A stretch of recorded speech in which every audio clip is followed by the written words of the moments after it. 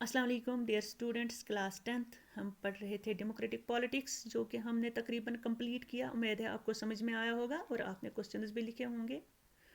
اور آج ہم شروع کریں گے اکانومکس. پہلا یونٹ ہمارا ہے understanding Jammu and Kashmir economy. یہ پڑھنے سے پہلے ہم دیکھیں گے اکانومکس کسے کہتے ہیں. Economics is derived from 2 Greek words oikos and nomos. Oikos means household and nomos means management, household management. Economics, the science of using scarce resources for producing goods and services is called economics.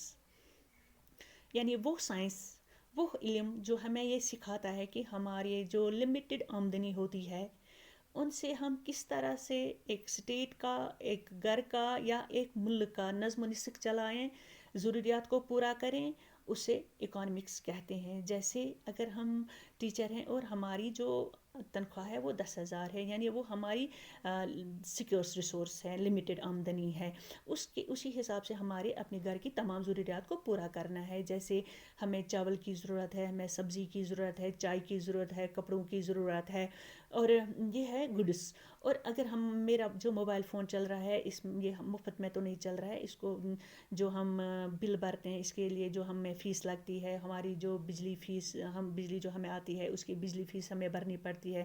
ہمارے بچے school جاتے ہیں، ان کی school face, tuition جاتے ہیں ان کی tuition face, اسے services کہتے ہیں. ان سب کو ہم کس طرح سے میٹ آؤٹ کریں اپنے 10,000 روپے میں، یعنی گھر کے لیے تمام چیزیں، یہ تمام سروسز، بچوں کی فیس وغیرہ، کس طرح سے انہی 10,000 روپے میں ہم میٹ آؤٹ کریں، کس طرح سے اسی میں ہم اپنی تمام ان ضروریات کو پورا کریں. یہ جو جہاں سے ہم سیکھتے ہیں، جس سے ہم سیکھتے ہیں، اس سائنس کو اکانومکس کہتے ہیں. پھر ہے economy. Economic activities in a particular area, یعنی اکانومک ایکٹیویٹیز جو ہوتے ہیں مختلف ہوتی ہیں. اکانومک ایکٹیویٹیز پروڈکشن ہوتی ہے، ڈسٹریبیوشن ہوتی ہے، کنزپشن ہوتی ہیں. جیسے کہ ہماری مختلف جو کمپنیز ہوتی ہیں اس میں پروڈکشن ہوتی ہے، مختلف قسم کی چیزیں بنتی ہے.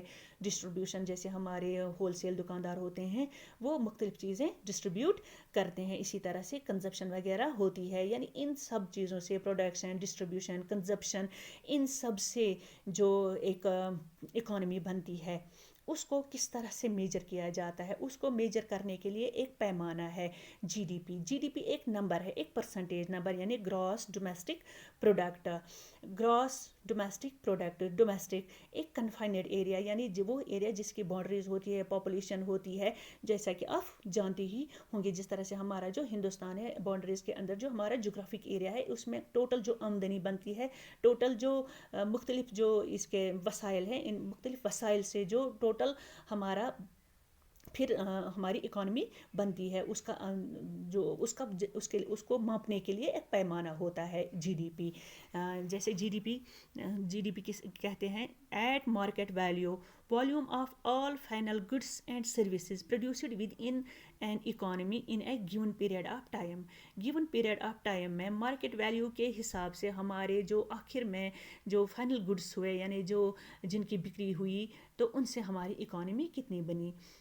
یہ ہمیں جی ڈی پی سے، یعنی مارکیٹ ویلیو کے حساب سے ایک اسپیسیفک پیریڈ میں، یعنی اگر 2004 اور 5 کی بات کریں، 2014 اور 15 کی بات کریں، ہماری اکانومی ان تمام جو ہماری ریسورسز ہیں ان سے ہماری اکانومی کتنی بنی.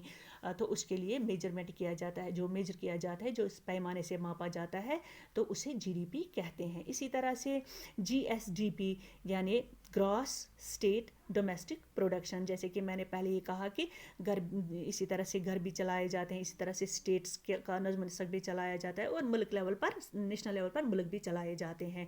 جی S D P at 2005 prices is 451 to 6.30 crores for 2014-15.